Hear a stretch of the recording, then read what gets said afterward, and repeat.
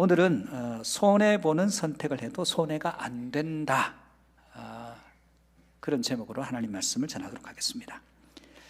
신앙은 희생해야 기회가 생겨요.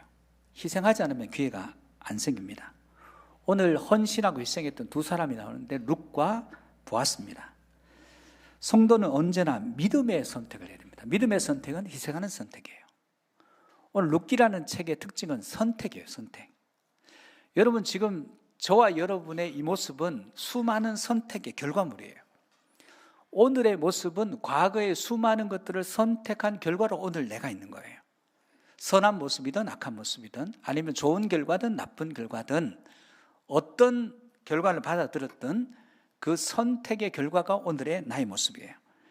그럼 룻기의 선택은 어떤 모습이에요? 첫 번째 1장은 룻의 선택입니다. 자기 고향, 아브라함처럼 고향과 친척과 본토를 떠나가지고 지금 시어머니 따라가지고 시어머니 한 사람 따라가서 지금 모압을 떠나가지고 예루살렘으로 가는 거예요. 이 선택을 합니다. 동서 오르반은 인간적인 선택을, 남는 선택을 하죠. 따라가지 않겠다는 거예요. 2장은 보아스의 선택이에요. 자기 밭에 와서 이삭을 줍는 그 룻을, 불쌍한 룻을 돕기로 선택해요. 안 도와도 상관없는데 돕기로 선택합니다. 3장은 룻의 선택이에요. 기업 물을 자 보아스를 보고 그 기업 물을 자로서 보아스를 선택했어요. 젊은 사람도 많은데 나이든 보아스를 선택했다는 거예요. 그 선택을 4장에 보면 보아스가 희생과 헌신을 통해서 룻과 나오미, 엘리멜렉 가문, 말론과 기련의 그 가문을 자기가 희생함으로 그 가문을 세워주겠다는 선택하는 것이 오늘 본문의 내용입니다. 그렇다면 우리는 어떤 선택을 해야 되느냐는 거예요. 첫 번째는 보면 성도는 이기심을 버리고 말씀을 따르는 희생적 선택을 해야 된다는 거예요. 미국에 이민 와서 이민 2세대 중에 학교에서 공부를 잘하는 이민이 있어요. 너무너무 잘해요. 공부하면 1등입니다. 우리로 말하면 학력고사에 만점을 받았어요. 그래서 명문 콜롬비아 대학 의과대학에 지원했습니다. 가문도 부유해요. 학비를 낼 정도로 가문도 부유하고 집안도 괜찮고. 미국에는 가문도 좀 버나 봐요. 학비를 낼 수 있냐 없느냐. 미국 시민권자라면 그렇게 학비가 비싸지 않습니다. 그래서 이제 기다리면 합격 통지서가 오면 이제 학교 가서 어떻게 생활할까 이걸 고민하고 있는데 어느 날 통지서가 왔는데 내용은 불합격이에요. 불합격 될 수가 없는 성적인데 어떻게 불합격됐는가? 불합격 사유가 이렇습니다. 귀하의 성적은 아주 우수합니다. 집안도 괜찮은 것 같고 아주 우수합니다. 그러나 당신의 서류 어디에도 당신이 남을 위해서 헌혈했다는 헌혈 증서가 하나도 없습니다. 기록이 없습니다. 남을 위해서 헌신하겠다는 의사가 되겠다는 사람이 헌혈을 한 번도 안 했다는 것은 의사 될 자격이 없다는 것을 의미합니다. 그래서 당신은 불합격입니다. 이유가 헌혈 안 했다는 이유예요. 성적 아니에요. 인품도 아니고. 그저 헌혈 한 번도 안 했다는, 공부하기 바빠서 헌혈 한 번도 못 했는데 그게 불합격 사유. 우리 한국 사회에서 하면 이게 불합격 사유라 그러면 소송 벌어지고 난리가 났을 거예요. 지금 우리 사회도 입시 전형이 형태가 많이 바뀌었습니다. 그래도 성적이 아니라 헌혈 안에서 불합격 통지를 받는다면 납득하기 어려울 것입니다. 우리는 이기심으로 살아가서는 하나님께서 기억하는 인생이 아니라 하나님의 기억에서 지워진 인생이 된다는 것을 성도들이 가끔씩 잊어먹어요. 사람이 나이가 들면 명예욕이라는 게 생겨요. 명예욕이 생겨서 뭐 한 자리에 대한 욕심이 생깁니다. 그리고 자신의 인생 기록에 뭔가 자리에 대한 욕심을 가지고 한자 적기를 원합니다. 그것도 안 되면 또 돈이 있는 사람들은 자서전을 써요. 자서전을 써서 자기가 쓰는 것도 아닙니다. 글을 잘 쓰는 대필자를 구해서 어느 날 만나서 한두 시간 자기 인생의 역정을 얘기해 주면 아주 기가 막힌 자서전이 나와요. 그러나 그 책은 의미 없어요. 그 사람을 위한 책이지 다른 사람은 아무도 주목하지 않습니다. 한낱 의미 없는 쓰레기에 지나지 않아요. 사람은 자신의 업적을 돌에 새기려고 하고 책을 통해서 자기의 업적을 나타내려고 합니다. 그러나 그것으로서는 사람들의 기억 속에 남아있게 되지 않습니다. 이 세상에 대단한 인물도 그 업적이 한 세대만 지나면 다 잊혀집니다. 그러면 우리가 우리 존재감을 드러내는 방법은 영원부터 영원까지 계신 하나님이 기억하시면 돼요. 하나님이 우리 인생을 기억하시면 남는 인생이 되더라는 거예요. 그렇다면 보아스는 어떠한 인생을 살았냐? 오늘 본문의 내용입니다. 본문 1절에 2절 말씀입니다. 같이 한번 보시겠습니다. 보아스가 성문으로 올라가서 거기 앉아 있더니 마침 보아스가 말하던 기업 물을 자가 지나가는지라. 보아스가 그에게 이르되 아무개여 이리로 와서 앉으라 하니 그가 와서 앉음에 보아스가 그 성읍 장로 10명을 청하여 이르되 당신들은 여기 앉으라 하니 그들이 앉음에. 보아스는 자기가 기업 물을 1순위가 아니에요. 제 1순위가 따로 있고 자기는 2순위예요. 그래서 이 사람이 먼저 물으면 물을 자격이 없어요. 그래서 1순위 기업 물을 자를 루스로부터 자기가 선택받았지만 1순위 기업 물을 자가 모르겠다면 기회 놓고 모르지 않겠다면 비로소 기회가 생기는 겁니다. 그래서 성문에 올라가서 증인으로 10명의 장로들을 청하고 기업 물을 1순위 사람이 지나가면 그 사람을 불러와서 할 건지 말 건지 물으려고 지금 성문에 올라가 있는 거예요. 근데 마침 그 사람이 지나가요. 그래서 이리로 와서 앉으라니까 와서 보아스 곁에 앉습니다. 보아스가 찾는 제1순위 기업 물을 자의 이름이 뭘까요? 오늘 본문에는 이름이 없어요. 이름이 아무개입니다. 이걸 통해서 이 사람이 어떤 선택을 할지 미루어 짐작이 돼요. 그러면 보아스가 성문으로 불러 올려서 1순위 기업 물을 자에게 증인까지 세워서 그에게 물었을 때 그의 대답이 뭘까요? 본문 3절 4절 말씀입니다. 같이 보시겠습니다. 보아스가 그 기업 물을 자에게 이르되 모압 지방에서 돌아온 나오미가 우리 형제 엘리멜렉의 소유지를 팔려 함으로 내가 여기 앉은 이들과 내 백성의 장로들 앞에서 그것을 사라고 내게 말하여 알게 하려 하였노라. 만일 내가 물으려면 물으려니와 만일 내가 물으지 아니하려거든 내게 구하라. 알게 하라. 내 다음은 나요 그 외에는 물을 자가 없느니라 하니 그가 이르되 내가 물으리라 하는지라. 자, 왜 불렀는지를 좀 설명합니다. 기업 물을 자가 있는데 모압에서 나오미와 그 며느리가 왔는데 그 기업이 망하게 생겼다. 그 집안이 이름도 없이 자손도 없이 그 기업이 끝나게 생겼는데 그래서 누가 친족 중에 한 사람이 그 기업을 이어줘야 되는데 첫 번째 기업 물을 자가 당신이고 그 다음이 난데 당신이 물으면 되고 당신이 아니면 그 다음은 나요 그 다음에는 기업 물을 자가 없다. 어떻게 하겠느냐? 그랬더니 물으겠다고 해요. 내가 책임지겠다고 하는 거예요. 그래서 이 기업 물은다는 게 의미가 뭔지를 알고 얘기하나 싶어서 기업 물은다는 것의 의미를 보아스가 또 설명합니다. 본문 5절입니다. 같이 보시겠습니다. 보아스가 이르되 내가 나오미의 손에서 그 밭을 사는 날에 곧 죽은 자의 아내 모압 여인 룻에게서 사서 그 죽은 자의 기업을 그의 이름으로 세워야 할지니라 하니. 자, 기업 물은다는 의미는 좀 알아요. 책임을 지지 않으면 부끄러운 일을 당한다는 것도 알아요. 그래서 기업 물겠다는 거예요. 손에 불명예스러우면 안 되니까. 기업을 물겠다 했더니 기업 물은다는 것의 의미를 설명을 해줘요.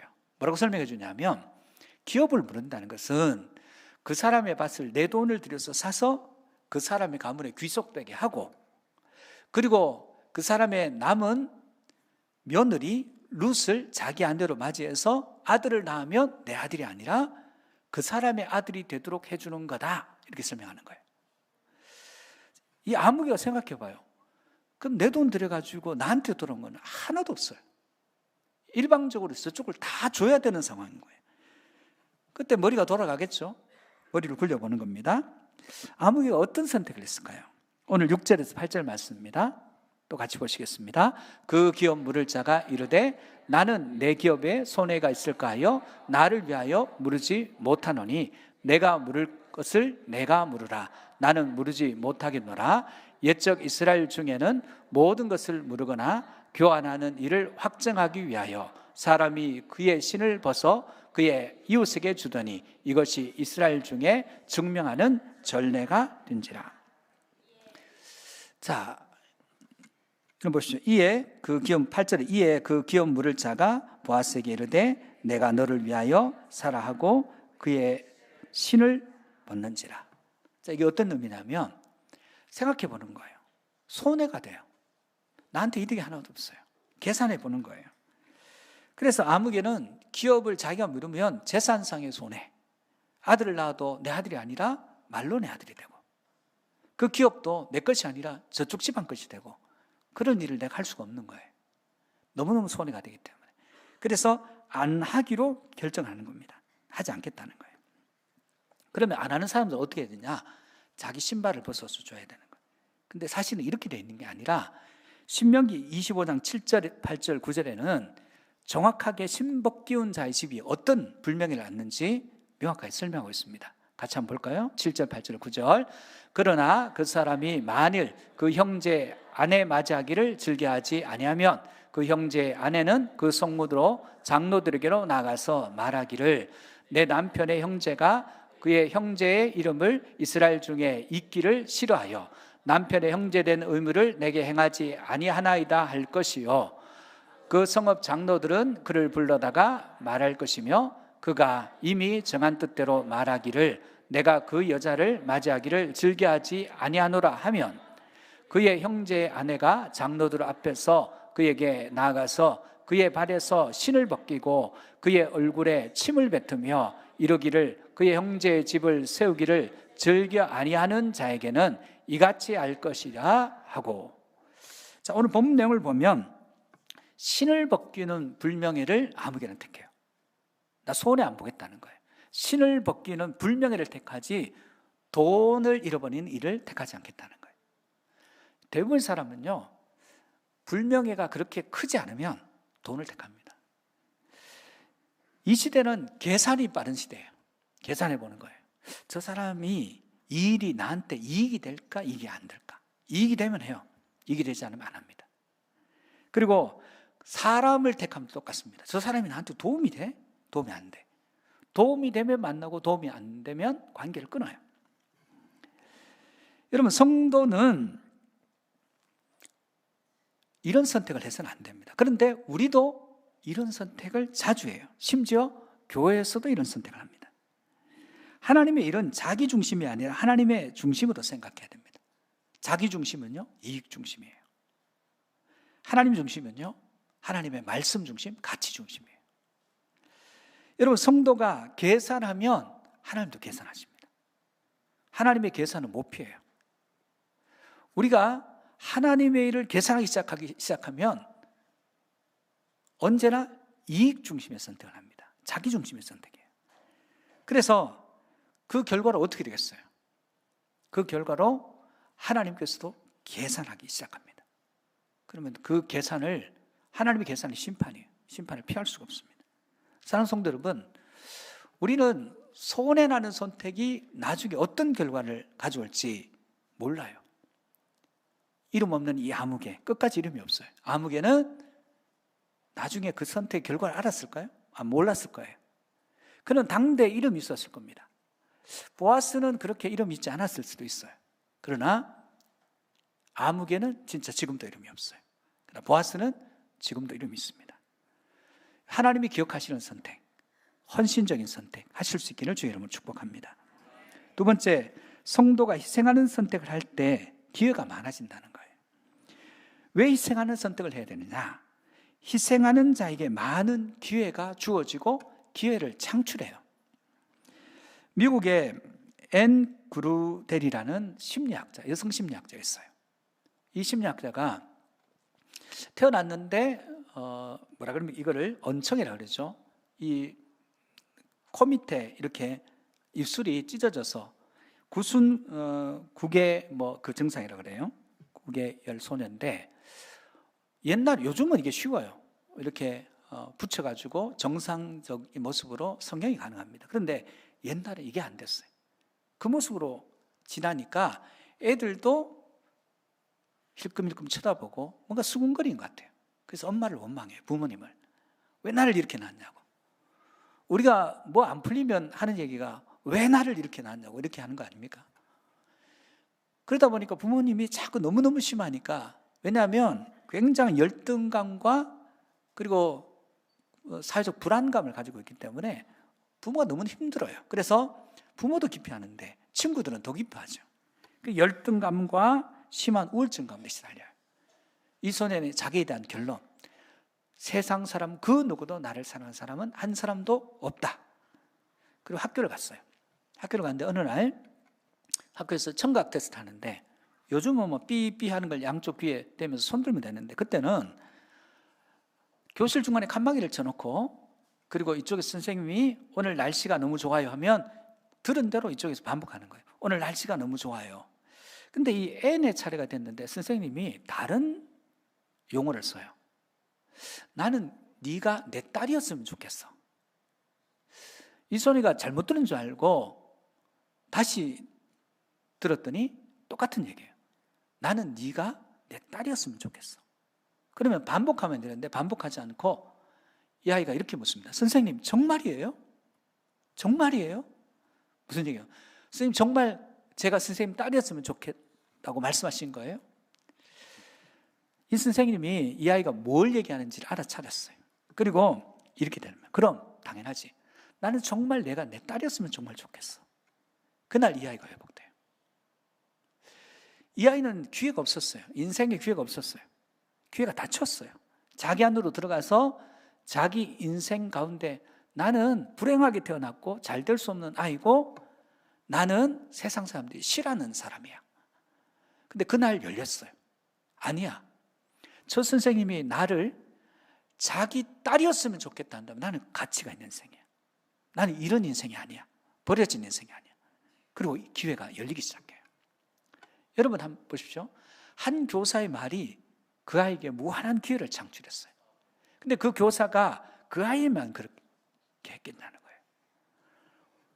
그가 만난 모든 아이들에게 이런 이야기를 통해서 자기가 그 아이의 이야기를 듣고 그 아이의 형편을 보고 그 아이에게 기회의 문을 열어주는 거예요. 그게 하나님의 도구와 통로로 쓰임받는 거예요. 우리에게 기회가 없는 것은 믿음의 선택, 희생의 선택이 없기 때문에. 하나님, 왜 나는 기회가 없어요? 우리 희생하는 선택 안 해요.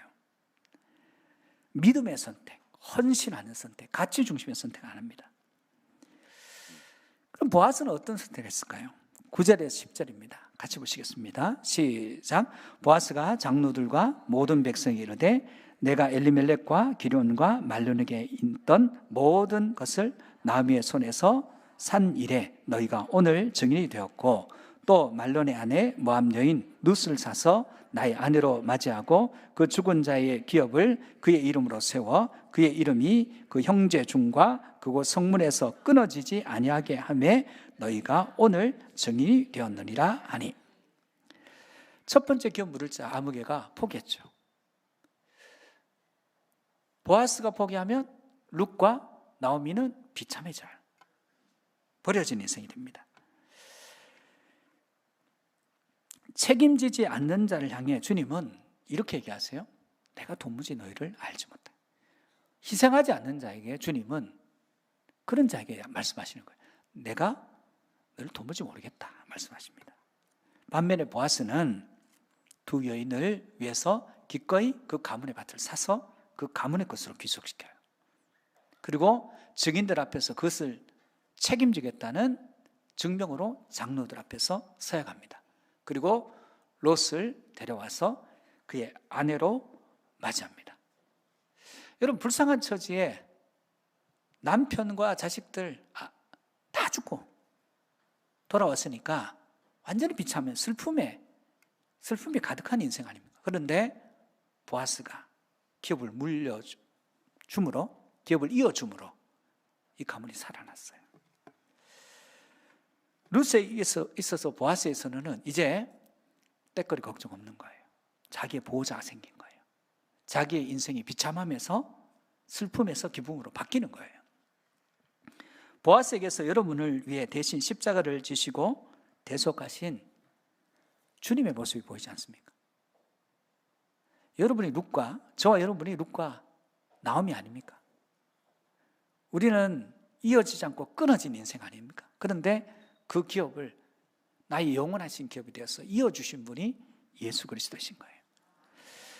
여러분, 아무개의 선택과 달리 보아스의 선택은 이름이 없는 선택이에요. 거기 자기 이름이 없어요. 자기가 아들을 낳으면 그것은 말론의 아들이에요. 자기가 돈으로 산 밭은 자기 게 아니라 엘리멜렉의 집 가문의 땅이 되는 겁니다. 이게 쉬운 결정일까요? 결코 쉽지 않아요. 보아스는 헌신적인 선택을 합니다. 그랬더니 하나님께서 그 이름을 지워버린 게 아니에요. 그 이름을 기억하세요. 그 이름이 남도록 만들어 주셨다는 것입니다. 여러분, 하나님이 기억하시면 인생이 남아요. 여러분 보십시오. 유다의 베레스, 헤스론, 람, 암미나답, 나손, 살몬, 보아스의 아들이 룻과사에서 오벳이 2세 다윗이에요. 이어졌죠. 거기 말론 들어가야 되는 거 아니에요? 근데 하나님은 거기에 보아스의 이름을 넣으셨어요. 사람들은 자신의 인생에 기회가 없다 합니다. 왜 그렇죠? 희생하는 선택, 헌신한 선택이 없어요. 여러분 한번 생각해 보십시오. 여러분이 한번 생각해 보십시오. 여러분 오랜 시간 동안 못 본 사람이 있는데 그 사람 이름이 기억나요. 왜요? 그 사람이 헌신한 선택을 했기 때문에. 여러분을 위한 선택한 그 사람들의 이름이 여러분 기억되는 거예요. 여러분이 정말 기억되고 싶으면 누구의 마음에 사랑을 얹으면 돼요. 누구 마음에 그 사람의 희생을 얹으면 돼요. 그러면 기억됩니다. 근데 그 사람만 기억하는 게 아니에요. 하나님도 여러분의 이름을 기억하시는 것입니다. 헌신함이 기억하게 하는 통로입니다. 사랑하는 여러분, 주님이 그렇게 사셨어요. 우린 주님의 사람, 우리도 그렇게 살아야 됩니다. 헌신함으로 하나님이 기억하신 인생 되시기를 축복합니다. 세 번째, 하나님은 희생하기를 선택하는 자를 기억하신다는 거예요. 스위스의 알프스 산에 한 오두막집이 있었어요. 오두막집이 있는 이유는 아들이 길을 잃어서 죽었어요. 그 어머니가 돈을 투자해서 오두막을 짓고 거기다 큰 종을 달았어요. 종을 달고 그리고는 어두워지고 안개가 끼고 폭설이 내리고 여행자들이 등산하는 사람들이 길을 잃을 것 같으면 종을 쳐요. 누구나 종을 쳐요. 그래서 그 집이 종치는 집이에요. 교회도 마찬가지입니다. 교회도 종치는 집입니다.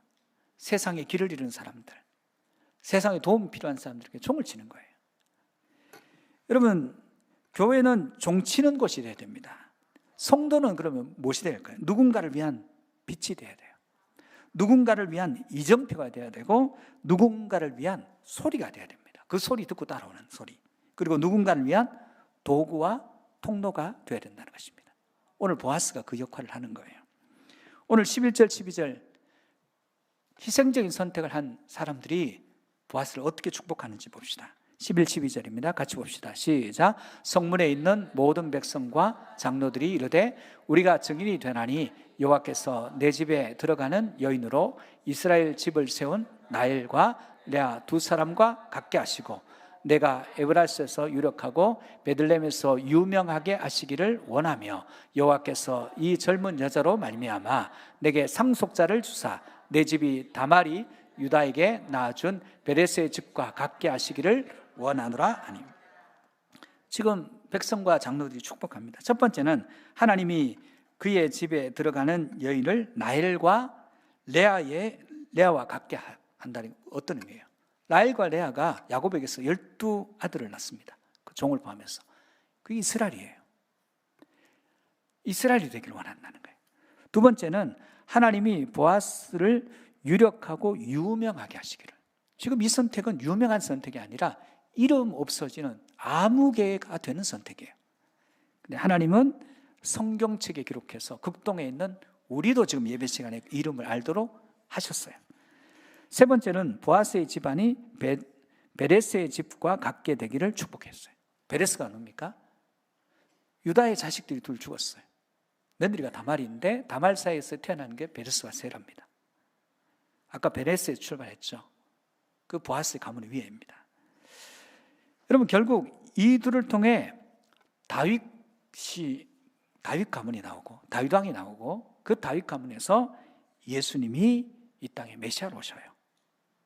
엄청난 선택이에요. 엄청난 결과가 이어진 거예요. 성도는 희생하고 헌신하는 자리, 손해보는 자리 있어야 됩니다. 딴 자리 있으면 안 됩니다. 우리는 교회에 와서까지 손해보지 않으려고 해요. 그럼 어디서 손해볼 겁니까? 세상에는 손해보는 자리가 아니라 세상은 손해보면 짓밟으려고 하는 곳이에요. 그래서 여러분이 아둥바둥 하는 거 아니에요? 무시당하지 않으려고, 짓밟히지 않으려고 힘을 내고 목에 힘을 주는 거 아니에요? 근데 그걸 교회에 와서도 합니까? 교회는 그런 곳이 아니에요. 룻과 나오미의 집안의 그 형편, 그 비참함을 보아스가 기업을 이어줌으로써 회복시켜 주셨어요. 우리 똑같은 거 아닙니까? 우리 죄 가운데 있었어요. 끝난 인생이에요. 끊어진 인생이에요. 근데 죄로 말미암아서 죽었던 인생을 주님께서 오셔서 이어주신 거 아니에요. 기업을 물려주신 거 아니에요. 사주시고 핏값으로 사주시고 그리고 우리의 믿음의 대를 이어갈 수 있도록 깨끗하고 거룩한 자손을 볼 수 있도록 우리에게 가정을 주시고 은총을 베풀어 주신 거 아니에요. 그럼 우리는 주님의 길을 따라야 됩니다. 예수님이 십자가를 지었습니다. 십자가를 진 사람을 누가 기억해요? 십자가의 강도 이름이 없어요. 여러분 가족 중에 누가 사형당했다 그 이름 지워야 됩니다. 가능하면 입 밖에 꺼내지 않아야 됩니다. 잊어야 돼요. 예수님이 십자가를 지었습니다. 죄가 있든 없든 그 이름은 잊혀져야 됩니다. 근데 하나님은 그 이름을 어떻게 하셨을까요? 빌립보서 2장 9절에 11절입니다. 같이 보시겠습니다. 시작. 이름으로 하나님이 그를 지극히 높여 모든 이름 위에 뛰어난 이름을 주사 하늘에 있는 자들과 땅에 있는 자들과 땅 아래에 있는 자들로 모든 무릎을 예수의 이름에 꿇게 하시고 모든 입으로 예수 그리스도를 주라 하시나요 하나님 아버지께 영광을 돌리게 하셨느니라. 보아스의 행위가 예수님의 하신 일과 같음이 있어요. 여러분 우리는 보아스 같은 선택을 해야 됩니다.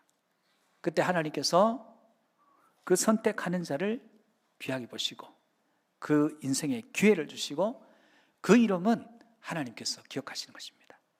우리가 주님 앞에 갔을 때 주님께로부터 내가 도무지 너를 모르겠다 하시는 말씀을 들어야 되겠습니까?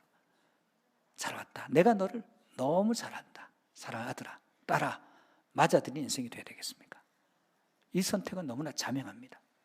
사랑하는 성도 여러분, 교회는 희생하는 선택을 통해서 기회를 만들고 희생하는 내 이름을 지우는 선택을 통해서 내 이름을 하나님이 기억하시도록 하는 공동체입니다. 그러면 한 해 여러분이 희생과 헌신함으로 수많은 기회들, 수많은 길이 열려지고 하나님이 기억하심으로 하나님이 복이 임하는 거룩한 주의 백성들 되시기를 주의 이름으로 축복합니다.